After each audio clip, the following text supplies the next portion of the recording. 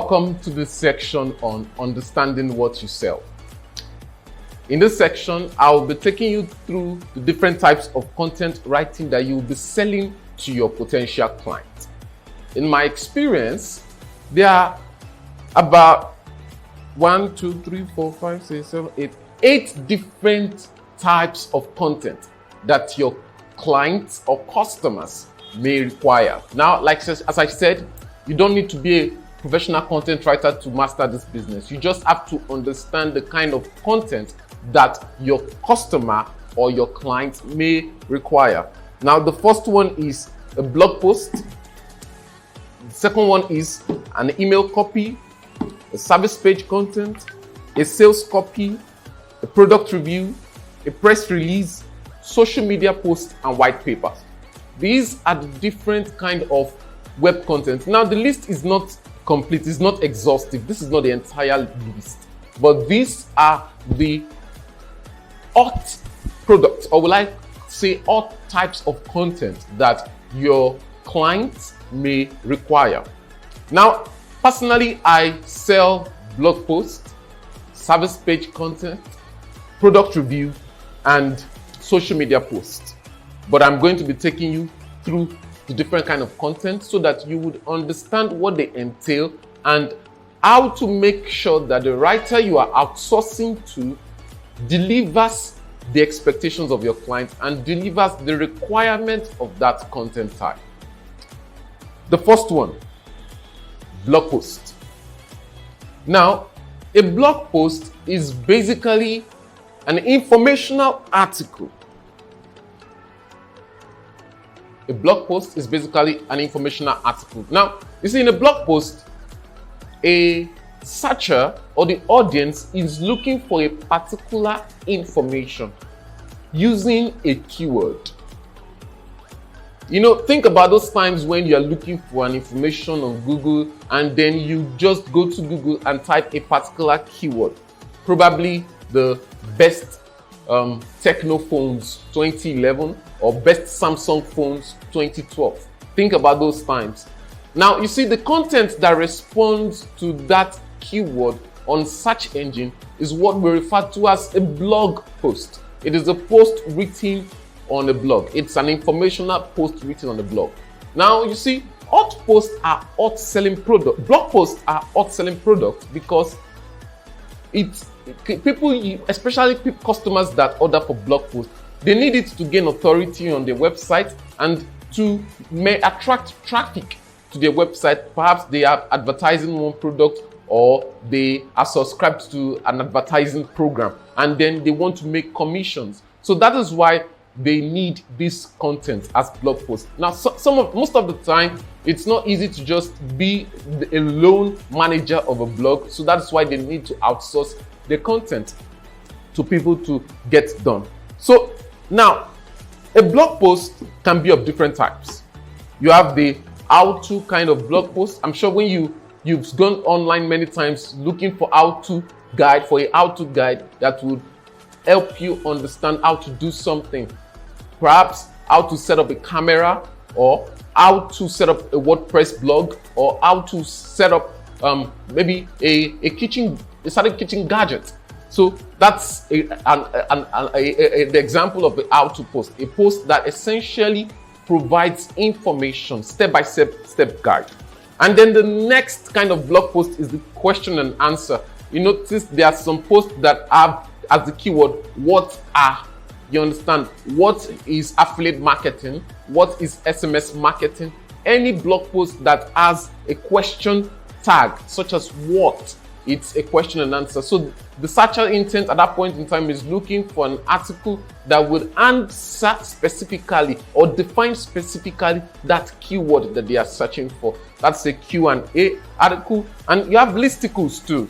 There are some articles that you must have seen online that leads probably the top 20 strategies for you to win in your affiliate marketing strategy, or the top 15 way to make money online, or perhaps 40 tips for you to scale your business. Those kind of articles are referred to as listicles. So if a client gives you that keyword and asks you to write 40 tips to make money online, you know that the kind of article you're writing is a listicle. So it's going to follow a particular point.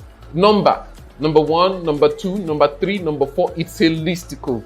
So the next blog post type that I'm familiar with in my experience as a content, as someone that's in the content writing business, is the benefits kind of article.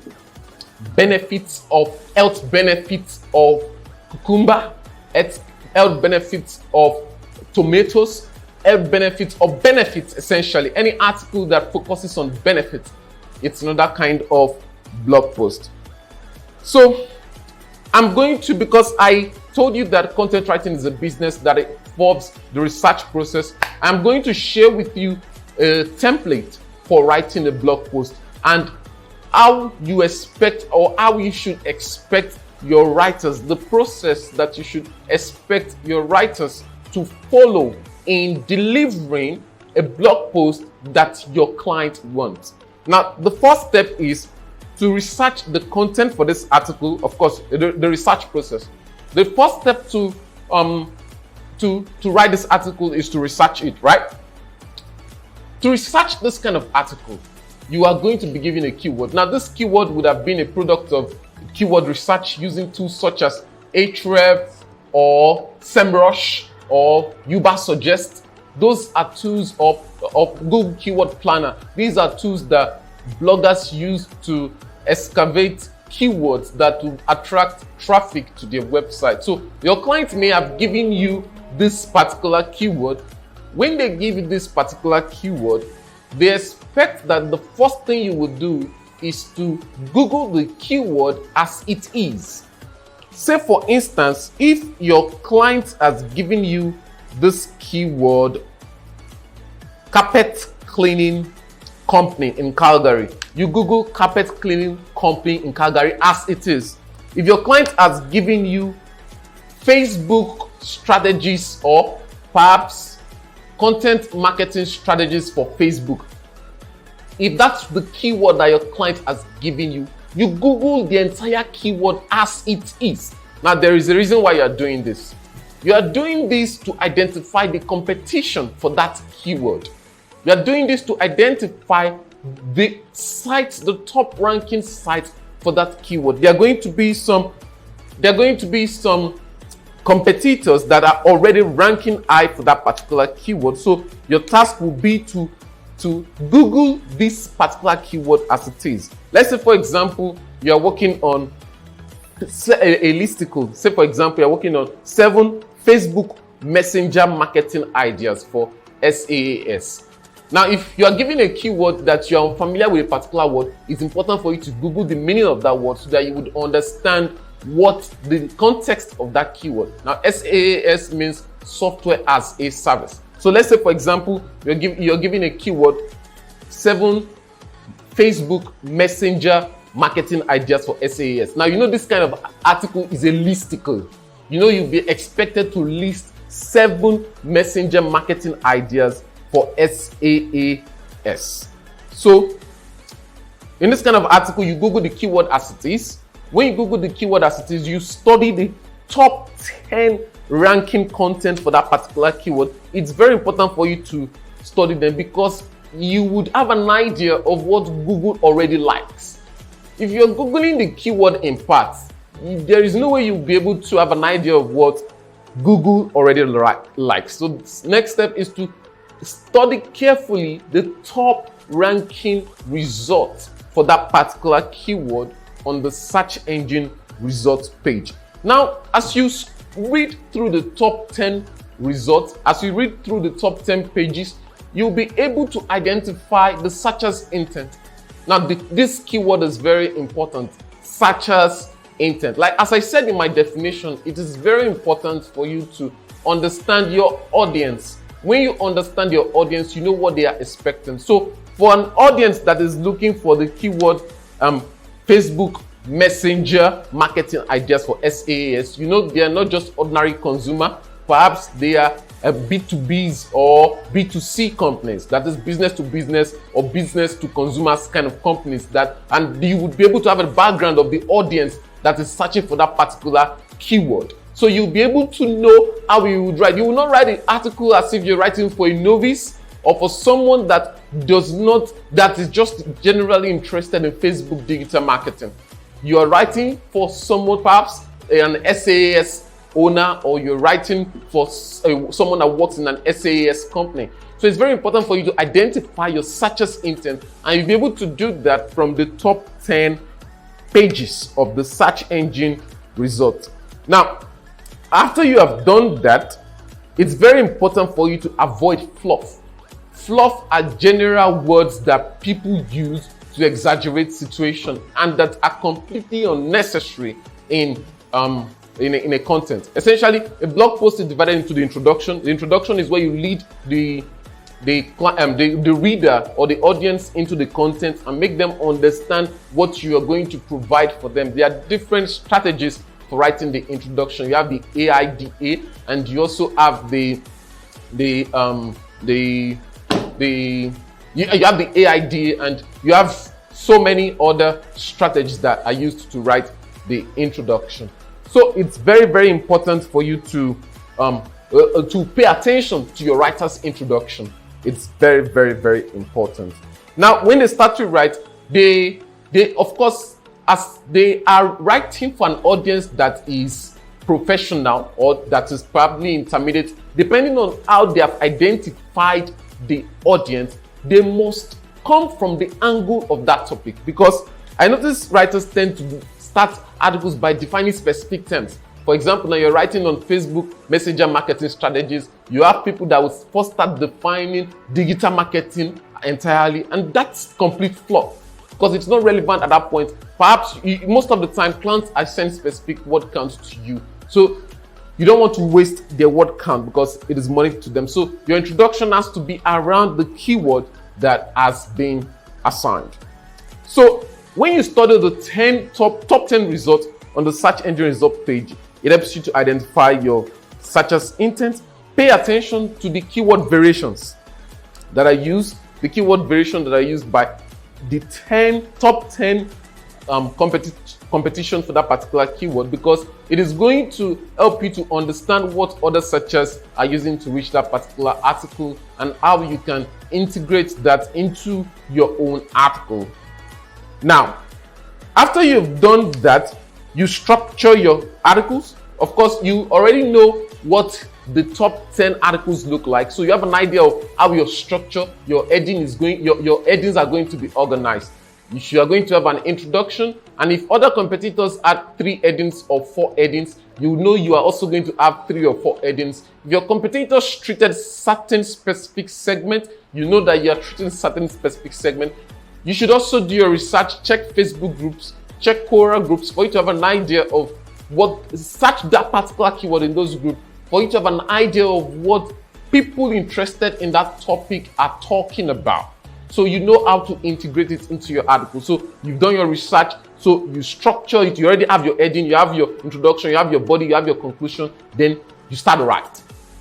And when you're writing, note that you're writing for search engine, you're writing an article that is going to appear on Google and that is going to be read by people. So it's very important for you to, as much as you want to integrate the keywords that you've discovered in the other pages, it's also important for you to communicate substance, for you to communicate information, and for you not to deviate unnecessarily around the keyword that you've been assigned or that you've assigned to a particular writer. Now, it's very important for you to use the keyword as given perhaps 1 or 2 times, maybe once in the introduction and once in the heading. It's very, very important.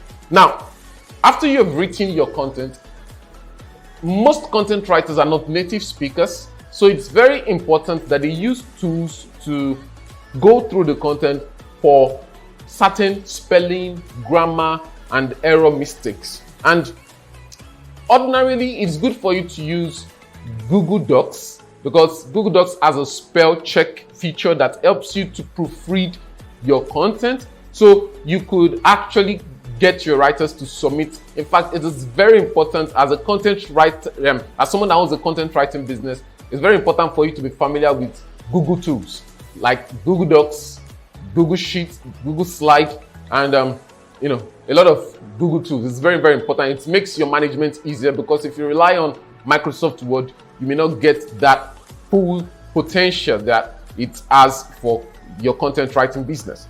So after your writer has delivered the article to you, or after they've written the article, it's very important that they use a tool to scan it for spelling, grammar, and correctness errors. So you can either decide to install the Grammarly plugin on your Google Docs, or you go to Grammarly.com. They offer a free package that you can use to check your content to know if your content is proofread or not. So to use your Grammarly, you have to go to Grammarly.com. When you get to Grammarly.com, you've logged in and you've signed in. You then paste the content there. Grammarly is going to scan the content for any errors, and then you fix it according to the recommendation that has been given.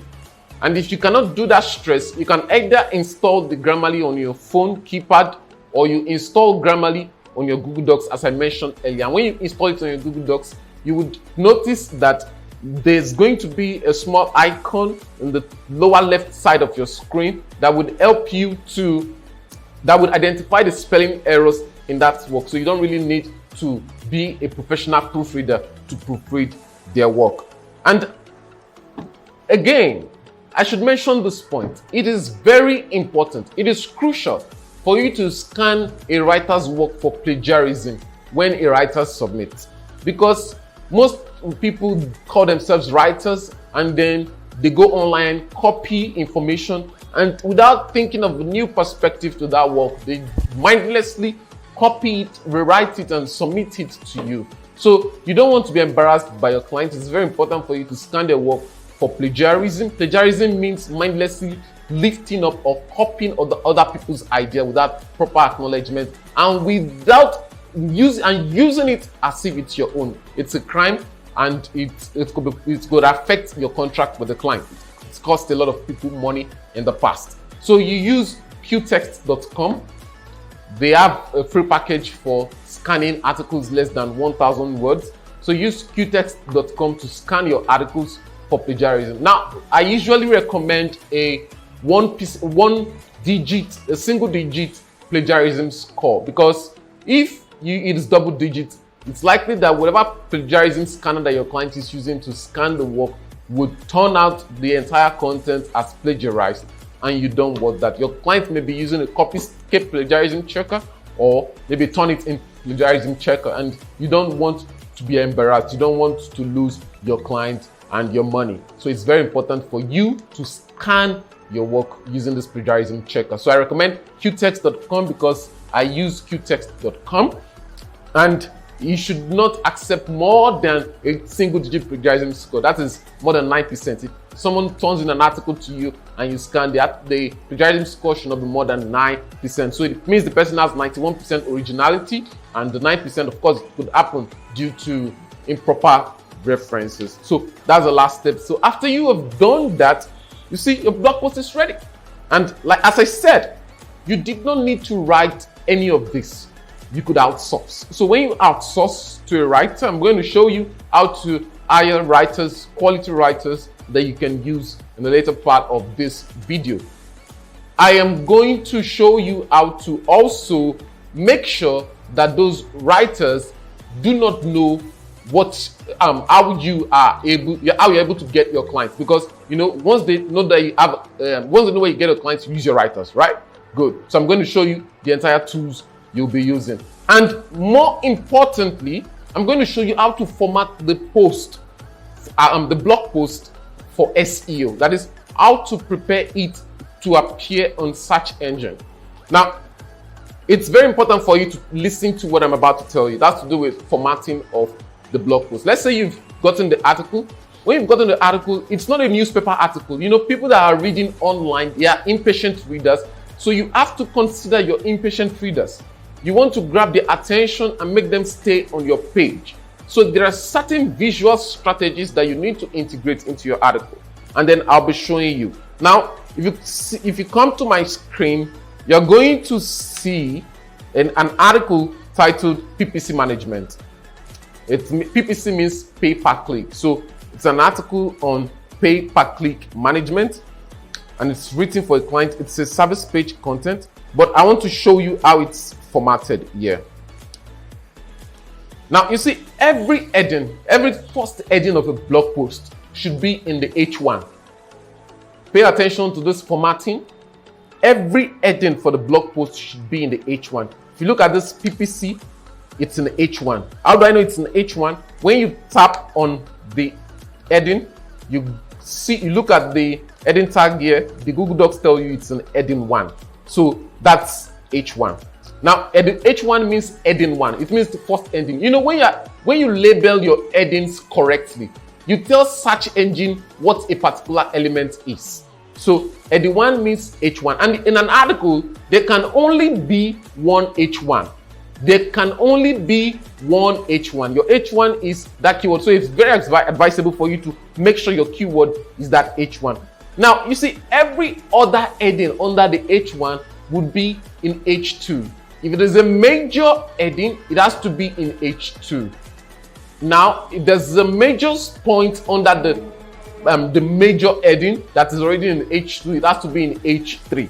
So if you're having a listicle, for example, your main topic would be in H1, and then the major topics under the main topic will be in H2, and then any points under the H2 will be in H3. I hope you understand that. All right. So that said, on the formatting of blog posts, let us go to product review. For product review, as I said, there are different kinds of blog posts. In this video on how to write blog posts, I have shown you how to identify the different kind of blog posts that you can have. You can have the how-to blog post, you can have the benefits blog post, the Q&A, the question and answer blog post, and the question and answer blog post, the how-to blog post, and the benefits kind of blog post. So I've shown you the different kind of blog and listicles. I've shown you the different kind of blog posts that you can have and how to format the blog post to be ready for SEO, and the tools that you can use to format and get your content ready to send to your client. In the next video, I'm going to show you how to write a product review, how to format it and get it ready for your client. Thank you.